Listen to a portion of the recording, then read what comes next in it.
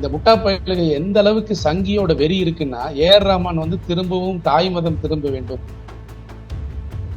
இன்னொன்னு பாத்தீங்கன்னா கள்ளக்காதல்ங்கிறான். இந்த யூடியூப்ல வந்து சமீபமா ஒரு தம்ப்நெயில் பார்த்தேன். என்னன்னா, பெற்ற மகனுக்கே மாமாவாகிய ஏஆர் ரஹ்மான் போட்டிருக்காங்க. இப்ப பிரதமர் மோடிக்கு கூட பொண்டாட்டியை வந்து டைவர்ஸ் பண்ணிட்டு தான் இருக்கிறார். டைவர்ஸ் பண்ணல, தெரியல, வாழாம அந்த பொண்ணு பாவம் யசோதாங்கிறவங்க இருக்கிறாங்க இல்லையா? அப்ப நம்ம அதை குறித்து பேச வேண்டியது இல்லைன்னு நான் நினைக்கிறேன். பெண் தனக்கு வாழ விருப்பமில்லை என்று அறிவிப்பு செய்கிற போது அதற்கு பிறகு வாழக்கூடாது அப்படிங்கறத நம்ம இந்த மாதிரி சில விஷயங்கள் வந்து நம்ம புரிஞ்சுக்கலாம். காரணமெல்லாம் சொல்ல தேவையே இல்லை, பெண்ணுக்காக கொடுக்கப்பட்ட சலுகை. ஆனால் ஒரு ஆண் ஒரு பெண்ணை விவாகரத்து செய்கிற போது காரணம் சொல்லணும். நியூஸ் ஆன் எக்ஸ்க்ளூசிவ் நேர்களை இந்த நேர்காணல் நிகழ்ச்சிக்கு வரவேற்கின்றேன். இன்று நாம் சந்திக்க இருப்பது ஊடகவியலாளர் திரு சையது முகமது அவர்கள்.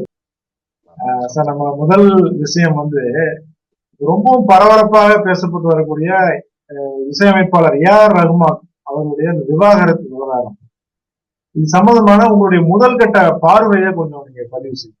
ஜிவி பிரகாஷினுடைய விவாகரத்தாக இருந்தாலும் சரி, வேற யாருடைய விவாகரத்தா இருந்தாலும் சரி, தனுஷுடைய விவாகரத்து இருந்தாலும் சரி, வேற யாருடைய விவாகரத்தா இருந்தாலும் சரி, நம்ம வந்து இதை குறித்து பேச வேண்டியது இல்லை அப்படிங்கிறது தான் என்னுடைய கருத்து. எல்லா உறவையும் நம்ம கன்வீனியன்ஸ் பண்ணி சேர்த்து வச்சிடலாம். ஆனால் கணவன் மனைவிங்கிற உறவை மட்டும் உள்ளத்தால் இயற்கையாகவே இறைவனால் ஆசீர்வதிக்கப்பட்டு உள்ளம் இணைந்தால் மட்டும்தான் அவர்கள் இருவரும் இணைந்து வாழ முடியும். அந்த உறவுல வந்து ஒரு அதிசயம் இருக்கு. அது வந்து என்றைக்கு ஒரு காயப்படுகிறதோ, என்றைக்கு அவங்க இழக்கிறாங்களோ அன்னைக்கு பிரிகிறது தான் சரியா இருக்கும். ஸோ தனிப்பட்ட வாழ்க்கையை ஒரு நபரை நம்ம வாழ விட்டுறணும். அவர் இசையமைப்பாளராக இருக்கலாம், இந்த நாட்டினுடைய ஜனாதிபதியாக இருக்கலாம். இப்ப பிரதமர் மோடிக்கு கூட பொண்டாட்டியை வந்து டைவர்ஸ் பண்ணிட்டு தான் இருக்கிறார். டைவர்ஸ் பண்ணல, வாழாம தெரியல, வாழாம அந்த பொண்ணு பாவம் யசோதாங்கிறவங்க இருக்கிறாங்க இல்லையா? அப்ப நம்ம அதை குறித்து பேச வேண்டியது இல்லைன்னு நான் நினைக்கிறேன். அவருக்கு விருப்பம் இல்லை, அவர் வாழல, அல்லது முடியல, அவர் வாழல.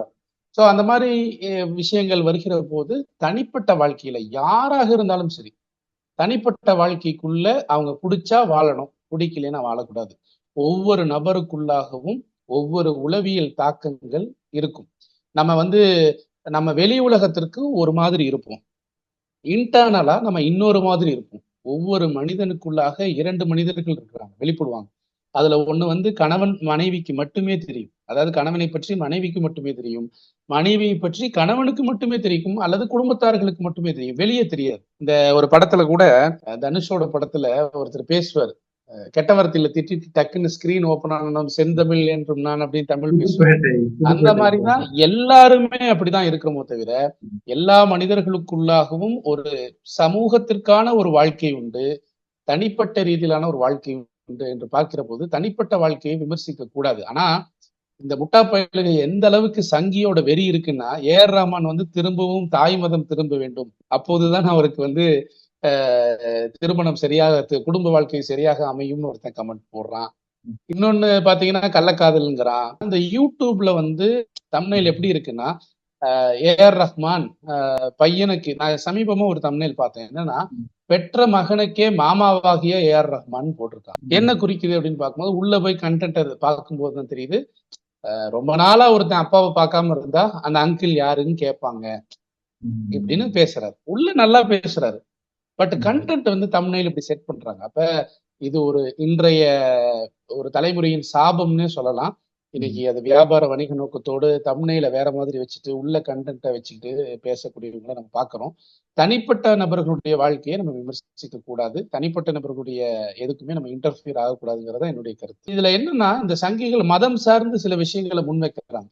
ஏமாத்திட்டாரு ஏஆர் ரஹ்மான், பாரு எவ்வளவு பெரிய பாய், பெரிய பாய், இப்படி பண்ணிட்டிய பாய் அப்படிங்கிற மாதிரி எல்லாம் இதுலயும் ஒரு மதம் சார்ந்த ஒரு அரசியலை முன்வைக்கிறாங்க. இவங்க திரும்ப சேர்றதுக்கான வாய்ப்புகள் நிறைய இருக்கு. நான் சொல்றேன், சேருவதற்கான வாய்ப்புகள் நிச்சயமாக இருக்கு. ஏதோ ஒரு இடத்துல கோபத்துல அவங்க போறாங்க, இனி பிரிவு தாங்க முடியாம பழைய வாழ்க்கையை யோசித்து பாச்சோ, இல்ல குழந்தைகளுடைய மெச்சூர்டான பெரிய பிள்ளைகள் அவங்களுடைய முயற்சியினாலோ அவங்க நாளைக்கு சேருவதற்கான வாய்ப்புகள் இருக்கு.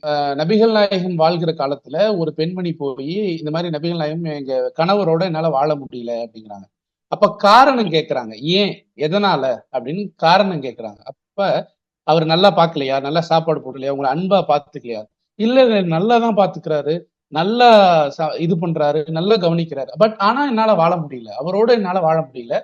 சோ அதனால நான் வாழல, எனக்கு வந்து குலா வேணும்னு சொல்லி நபிகள் நாயகம்கிட்ட வந்து சொல்றாங்க. அப்ப உடனடியாக நபிகள் நாயகம் என்ன செய்றாங்க, அந்த தோழர்கிட்ட பேசி, ஒரு பெண்ணுக்கு விருப்பம் இல்லைன்னா வாழக்கூடாது, நீங்க டிவோர்ஸ் பண்ணிருங்கன்னு சொல்லிட்டு டிவோர்ஸ் ஆயிடுது. இப்ப இதுல இருந்து நம்ம புரிஞ்சுக்க வேண்டியதுன்னா, ஒரு பெண் தனக்கு வாழ விருப்பமில்லை என்று அறிவிப்பு செய்கிற போது, அதற்கு பிறகு வாழக்கூடாது அப்படிங்கிறத நம்ம இந்த மாதிரி சில விஷயங்கள்ல இருந்து நம்ம புரிஞ்சுக்கலாம். அவங்க சரிங்களா? காரணம் இது கூட சட்டங்களாக சொல்லணுங்கிற அவசியம் இல்லைங்கிறத நம்ம தெரிஞ்சுக்கணும். காரணமெல்லாம் சொல்ல தேவையே இல்ல. இப்ப இதுல இருந்து நம்ம புரிஞ்சுக்க வேண்டியதுன்னா, ஒரு பெண் தனக்கு வாழ விருப்பமில்லை என்று அறிவிப்பு செய்கிற போது, அதற்கு பிறகு வாழக்கூடாது அப்படிங்கிறத நம்ம இந்த மாதிரி சில விஷயங்கள்ல இருந்து நம்ம புரிஞ்சுக்கலாம். அவங்க சரிங்களா? காரணம் இது கூட சட்டங்களாக சொல்லணுங்கிற அவசியம் இல்லைங்கிறத நம்ம தெரிஞ்சுக்கணும். காரணமெல்லாம் சொல்ல தேவையே இல்ல. காரணம் சொல்ல தேவையில்லை.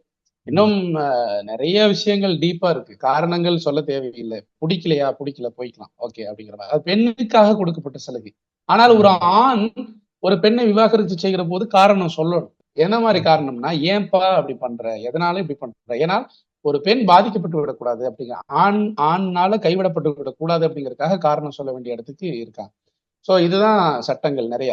அப்ப இப்ப இவங்க வந்து பிரியறாங்க அப்படின்னு வச்சுக்கோமே, 30 நாட்களுக்குள்ளாக திரும்ப பெற்றுக்கொள்ளலாம். ஒருவேளை ஏஆர் ரஹ்மான் ஒரு ஆண் தன்னுடைய மனைவியை விவாகரத்து செய்திருக்கிறாருன்னு சொன்னா, நான் வந்து 30 நாளுக்குள்ள இல்ல தெரியாம சொல்லிட்டேன்னு சொல்லிட்டு எந்த விதமான நிபந்தனைகளும் இல்லாமல் சேர்ந்து கொள்ளலாம். அல்லது 30 நாட்கள் தாண்டி விட்டது அப்படின்னு சொன்னா, அதற்கு பிறகு அவங்க பிரிஞ்சுக்கலாம். ஒரு 6 மாசம் கழிச்சு திரும்பவும் சேர்ந்துக்கணும்னு நினைச்சா திரும்ப ஒரு நிக்காஹ் ஓதி சேர்ந்து கொள்ளலாம். இதுதான் சட்டம். இது ஒரு முறை, இது ஒரு அட்டெம்ப்ட். அடுத்த முறை அதே மாதிரி தப்பு செய்யறாங்க, அதே மாதிரி கோபத்திலேயோ இல்ல சண்டை வருது, அது 2வது அட்டெம்ப்ட், திரும்பவும் சேர்ந்துக்கிறாங்க. அடுத்து 3வது அட்டெம்ப்ட், திரும்பவும் சேர்ந்துக்கிறாங்க. அப்ப 4வது அட்டெம்ப்ட்ல தான் அந்த டெட்லைன் வைக்கிறாங்க. என்னன்னா, ஏன்டா நீங்க என்ன விளையாண்டுகிட்டே இருக்கீங்களா, இதே வேலையா போச்சு உங்களுக்கு, சோ இதுக்கு மேல நீங்க வாழ்ந்தா சரியா இருக்காது. அப்ப இது நடக்கிறதுக்கு வாய்ப்புகளே இல்ல. ஒரு மனிதன் ஒரு தடவை செய்யலாம், 2வது தடவை செய்யலாம், 3வது தடவை செய்யலாம், 4வது தடவை ஒருத்தன் செய்யறதுக்குலாம் வாய்ப்புகள் இல்ல.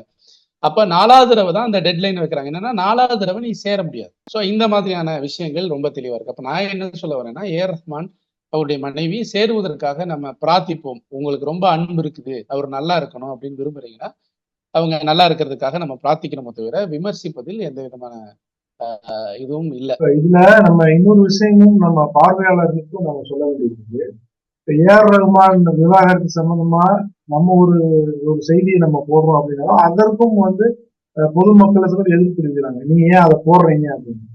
இப்ப யாருமே வந்து அந்த தரப்பு ஏஆர் ரஹ்மான் தரப்பை டிஃபெண்ட் பண்ணாம நம்ம விட்டுறோம் அப்படின்னா, அது தொடர்ந்து தவறான தகவல்கள் மட்டும்தான் போய்கொண்டே இருக்கும். பெரிய பிரபலம் வந்து அவங்க விவாகரத்து ஆயிடுச்சு அப்படின்னு சொல்லி சொன்னா, நிச்சயமாக அதை எல்லோருமே பேசத்தான் செய்வாங்க. நம்ம யாரையுமே தடுக்கவே முடியாது.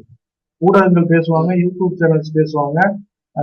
பொத்தாம் பொதுவா யாருமே பேசக்கூடாது அப்படிங்கிற தடை போட முடியாது. அப்ப அதே நேரம் வந்து அவங்க தரப்பு நியாயம், அவங்களுடைய பிரைவேசி பாதுகாக்கப்படணும் அப்படிங்கிறதுக்காக வேண்டி சில வீடியோக்கள் நம்ம போடும்போது அதையும் மக்கள் புரிந்து கொள்ளாம என்ன செய்யறாங்க அப்படின்னா, இந்த மாதிரி வீடியோக்கள் நீங்க போடாதீங்க அப்படிங்கிறதையும் நாம பார்க்க முடியுது. அதையும் மக்கள் புரிந்து கொள்ளும். ஒரு சகோதரர், ஒரு இஸ்லாமிய சகோதரர் ஒரு வழக்குக்காக கைது செய்யப்படுகிறார். அந்த கைதை குறித்து பேசக்கூடாது அப்படிங்கிற மாதிரி ஒரு சில நபர்கள் முதலாக நான் வந்து கண்டனம் தெரிவிச்சு பதிவு போட்டேன் Facebookல. இது வந்து தவறு அப்படின்னு சொல்லிட்டு அதுக்கப்புறம் நிறைய பேர் தெரிவிச்சாங்க. இப்ப நம்ம என்ன சொல்ல வரோம் அப்படின்னா, ஒருத்தர் வீதிக்கு வராத வரைக்கும் பிரச்சனை இல்லை. வீதிக்கு வந்துட்டாங்கன்னா அதுக்கு பிறகு அதை குறித்து கெட்டதை பேசுறதுக்கு முன்னாடி நம்ம நல்லதை பேசிடணும், நல்லதை நம்ம பேசிடணும். அப்பதான் கொஞ்சம் நம்ம ஆஃப் பண்ண முடியும். இல்ல இதை பத்தி நாங்க பேச மாட்டோம், நீங்க இப்ப பாருங்க, ஏதாவது ஒரு படம் வருதுன்னா அந்த படத்தை குறித்து நீங்க பேசி பெருசாக்கி விட்டுறாதீங்க அப்படிங்கிறாங்க. இப்ப நம்ம வணிக ரீதியில அவங்களை அடி வாங்கணுங்கிறதுக்காக நம்ம நோக்கம் இல்ல. ஒரு கருத்தை தப்பா பதிவு செய்யும் போது அதை சரியா பதிவு செய்ய வைக்கிறது தான் நம்மளுடைய நோக்கம். ஏஆர் ரஹ்மான் கள்ளக்காதலில் இருக்கிறாருன்னு ஒரு 100 வீடியோவாவது இன்னைக்கு போட்டிருப்பாங்களா? அப்ப நம்ம என்ன சொல்ல வர்றோம்னா, அவர் கள்ளக்காதலில் இருக்கிறாரா இல்லையா அதெல்லாம் நமக்கு தேவையில்லை. அது அவர் தனிப்பட்ட வாழ்க்கை.